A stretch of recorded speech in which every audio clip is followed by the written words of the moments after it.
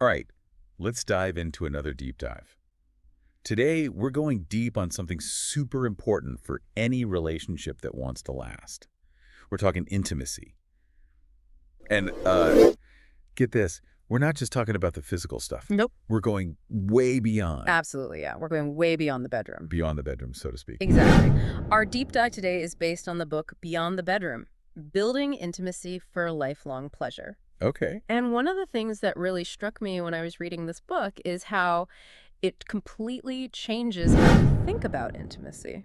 It definitely challenges the typical, assumptions. Yeah, for sure. In fact, the book outlines 4 key, dimensions of intimacy. Right. And some of them, I'll be honest, surprised me. Yeah, I can imagine. So It goes way beyond that. it goes way beyond this common idea that intimacy is just about sex. It's really not.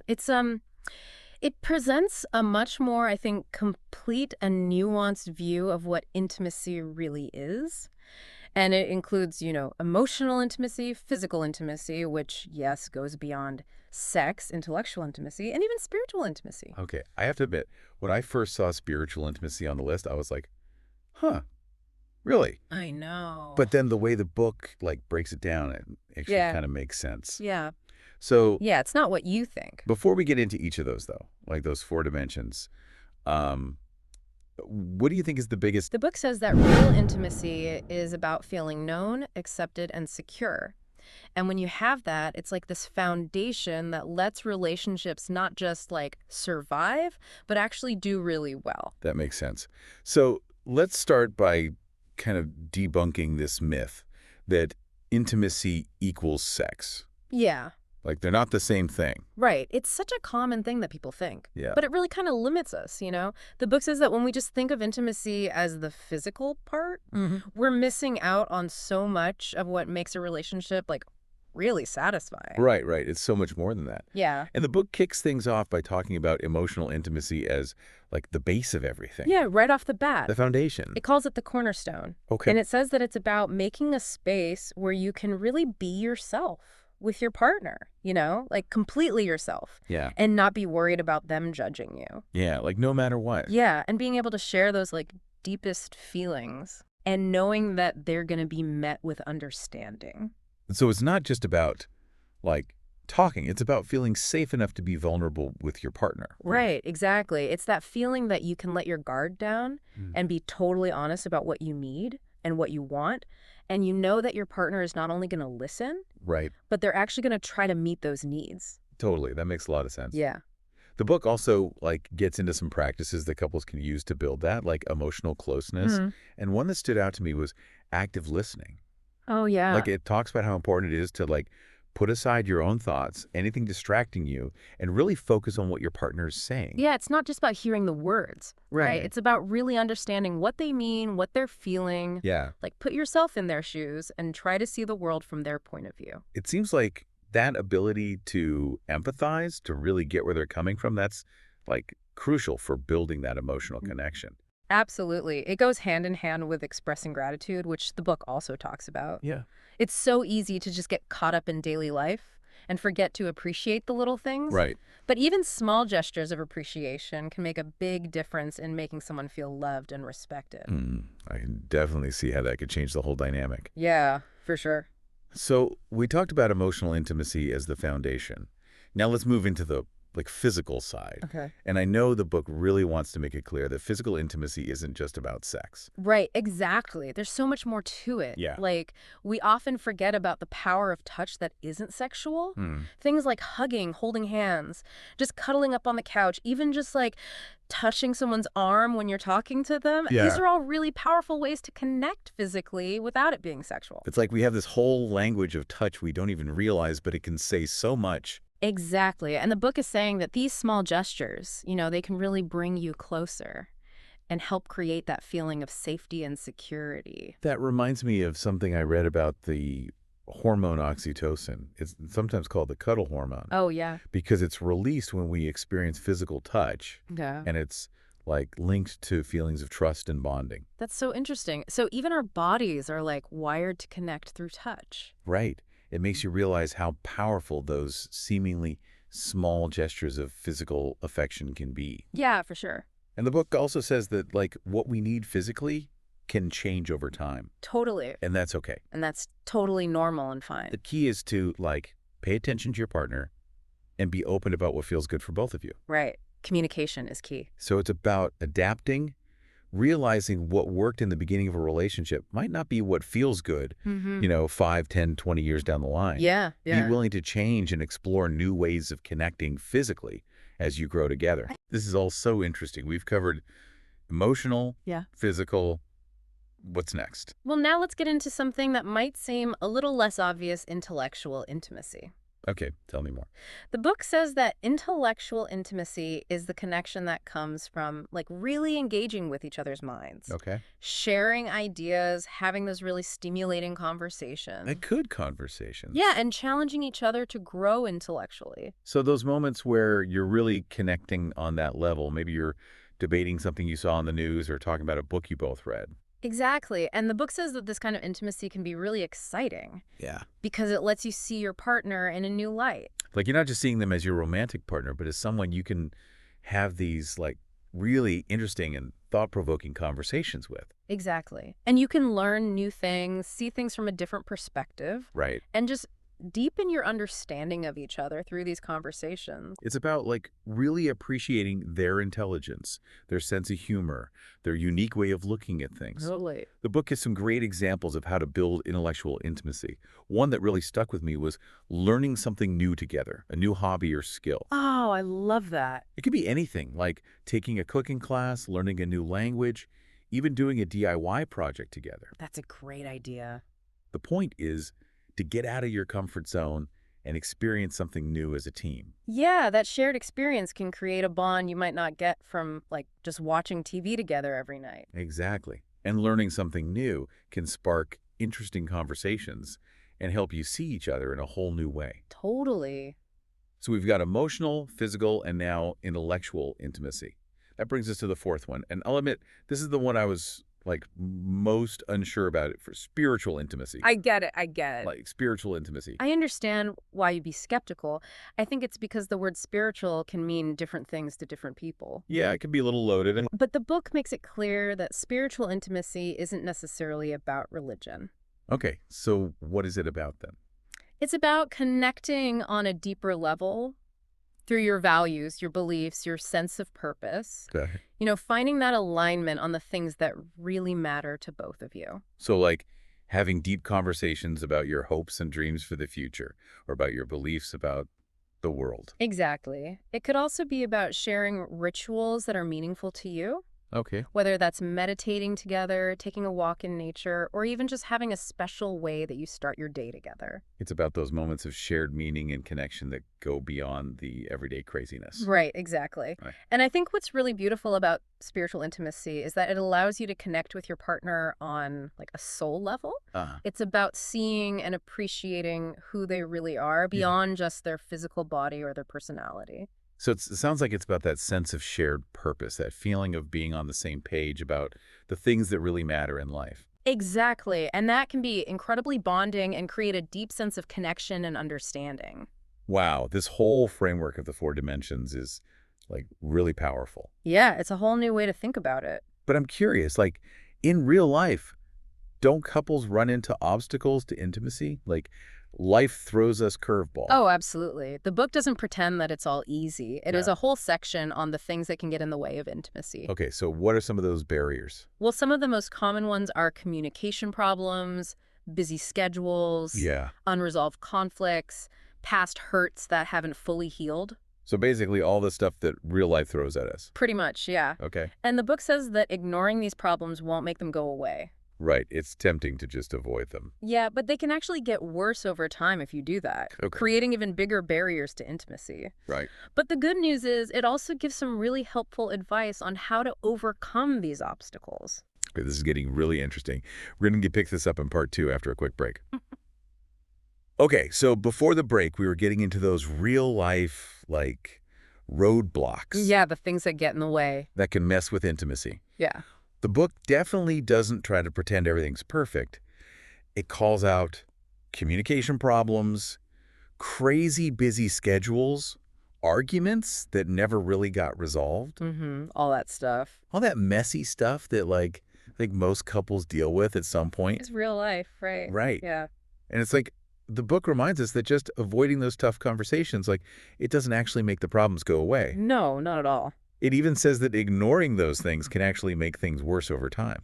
Yeah, you just end up pushing it down. Yeah, like creating this distance that's then, like, even harder to bridge. Exactly. So what does the book, like, recommend? How do we actually deal with these intimacy blockers? Well, it encourages couples to be proactive, like don't wait until things are totally falling apart. Deal with the issues head on and communicate openly and honestly. But that's, like, so much easier said than done. Oh, for sure. Sometimes those conversations are just, like, really difficult. They can be really tough. And the book acknowledges that sometimes we need help from someone outside the relationship. Yeah. It talks about how therapy can be really useful for couples because it gives them that safe space. That structured environment. Yeah, to work through those tough conversations and learn to communicate in a healthier way. Yeah, it's like having a referee. Right. It's like having that neutral person to help navigate all those, like, tricky emotions. Exactly. But what about those of us who, like, aren't ready for therapy? Is there stuff we could do on our own to improve communication and, like, start rebuilding that intimacy? Oh, absolutely, yeah. Okay. The book talks about creating this, like, culture of appreciation in the relationship. Okay. Make a conscious effort to express gratitude for your partner. So it's not just about those big romantic gestures. No, not at all. It's about those small everyday things that show your partner you care. Right, like bringing them their favorite coffee in the morning, giving them a back rub after a long day, or even just leaving a little note on the mirror. Like little things that say, hey, I'm thinking of you. Exactly. Yeah. These things might seem small, but they can make a big difference. And I imagine, like, when you feel appreciated, you're just naturally more open to communication, even about the tough stuff. Oh, totally. Because you're not feeling, like, attacked or like you're walking on eggshells. Exactly. And it goes both ways. When both people are showing appreciation, it creates this positive cycle that makes the whole relationship stronger. It's like building that foundation of goodwill where you both feel safe enough to be vulnerable and bring up those difficult things. Exactly. The book also talks about being mindful of, like, how we're communicating. Oh, yeah. Communication style is huge. Yeah. It says to avoid blaming and criticizing because that just makes people defensive and shuts down communication. Like, instead of listening, they're just getting ready to defend themselves. Yeah, exactly. Okay. So instead, focus on expressing your own feelings and needs in a clear way, but respectfully. Okay. It talks about using I statements instead of you statements. Oh, that classic example. Yeah, so instead of saying, you never listen to me, Right. you could say, I feel unheard when I don't get a response when I'm talking. It's like a really subtle change, but I can see how it would make a big difference. It totally changes how the other person hears it. Yeah, yeah. It's about taking responsibility for your own emotions and expressing them in a way that invites your partner to understand. It sounds like that takes a lot of, like, self-awareness It does. to be able to communicate like that. Yeah, for sure. And that's something the book emphasizes, too, the importance of, like, personal growth and self-reflection. And it's saying that, like, working on ourselves individually can actually help the relationship. Absolutely. The book says that when we understand our own emotions and needs better, we can communicate them to our partners much more effectively. That makes sense. Yeah. It's like that saying, you can't pour from an empty cup. Exactly. If we're not taking care of ourselves, how can we show up for our partners? Exactly. And self-care is so important. It's not selfish. It's essential for a healthy relationship. The book encourages us to find things that nourish our minds and bodies and spirits so we can be our best selves for our partners. Okay, so we've talked about communication, appreciation, and self-awareness. Mm-hmm. What other, like, practical advice does the book give for overcoming these intimacy roadblocks? Well, one thing it emphasizes is the importance of making time for each other. Even when life is crazy busy. Especially when life is crazy busy. Yeah. It talks about the power of intentional connection, even if it's just for a few minutes each day. So finding those moments to just be present with each other, no distractions. Exactly. Put the phones away, turn off the TV, and just focus on each other. It could be as simple as having coffee together in the morning or taking a walk after dinner. Like creating those little rituals. Yeah, those moments where you can just step out of the chaos and be together. I like that. And it doesn't have to be anything big or fancy. It's about those small, consistent efforts that add up over time. Okay, so we've talked about overcoming those barriers to intimacy, Right. but what about keeping that spark alive long term? I mean, the book is called Building Intimacy for Lifelong Pleasure. That's a great point. Like, how do we do that? And the book acknowledges that long-term relationships have their own unique challenges when it comes to intimacy. It's easy to fall into routines, Yeah, you get comfortable. take each other for granted. Absolutely. And that's why the book says it's important to stay curious about your partner. Okay. Try to see them with fresh eyes, like you're meeting them for the first time. Oh, I like that. Break out of those familiar patterns and find new ways to connect. Okay, so how do we do that? Well, one way is to make an effort to learn new things about your partner. Ask them questions, really listen to their answers, and show genuine interest in what they're thinking and feeling. It's like remembering that your partner is always growing and changing, Exactly. and there's always more to discover. Yeah. And another way to keep things fresh is to like try new things together. Oh, yeah, that's a great one. Could be anything from trying a new restaurant to taking a weekend trip to learning a new hobby together. It's about creating those shared experiences that bring excitement and novelty to the relationship. Yeah, like shaking things up a bit. Exactly. And then the book also talks about the importance of like staying physically connected. Oh, yeah, that's crucial. So even if your sex life isn't what it used to be, you can still find ways to be physically intimate. Absolutely. It could be something as simple as holding hands, cuddling on the couch, giving each other back rubs, or even just making eye contact and smiling across the room. Yeah, those little things that remind you that you're still physically attracted to each other and connected. Exactly. And it's about remembering that physical intimacy isn't just about sex. Right. It's about that feeling of closeness and connection that comes from being physically present with each other. Yeah. Yeah, I get that. It's a different kind of intimacy. This is also helpful. Like it's like a roadmap for building and maintaining intimacy in the long run. I agree. And one of the things I found most inspiring about the book is its message of hope.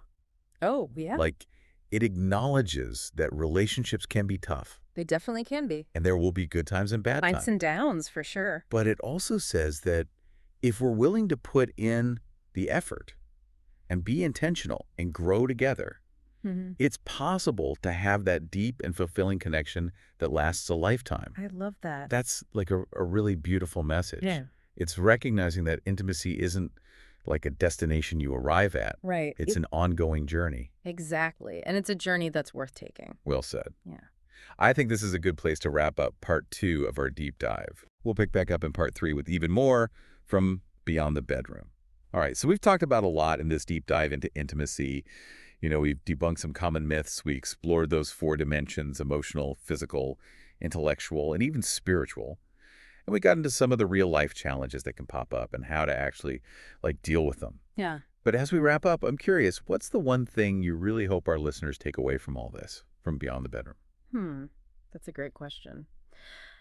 I think the biggest takeaway is that intimacy is a choice. It doesn't just happen on its own. Right, it's not passive. Yeah, you have to put in the effort, be intentional, and really show up for your partner, even when it's tough. That makes sense. Yeah, It's like anything else worthwhile, right? It takes work, exactly. but the payoff has got to be pretty great. Oh, absolutely.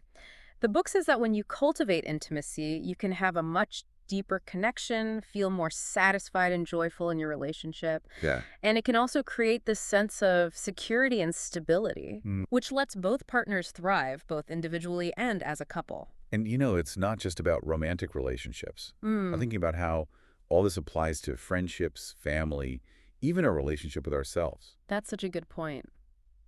These skills we've been talking about, communication, vulnerability, empathy, appreciation, they're important for all kinds of relationships. It Yeah. doesn't matter if it's with your partner, a friend, family member, or even just yourself. It's about all those connections. Yeah, these are the things that help us feel connected and like we belong. That's such a good reminder. We often think of intimacy as just this romantic thing, Right, but it's so much bigger than that. but really it's about that basic human need to connect with others, to feel seen, heard, understood. Exactly. And we can cultivate that in all parts of our lives. Yeah, absolutely. So as we wrap up, is there anything else you want to add? Any final words of wisdom from Beyond the Bedroom that you think our listeners should remember?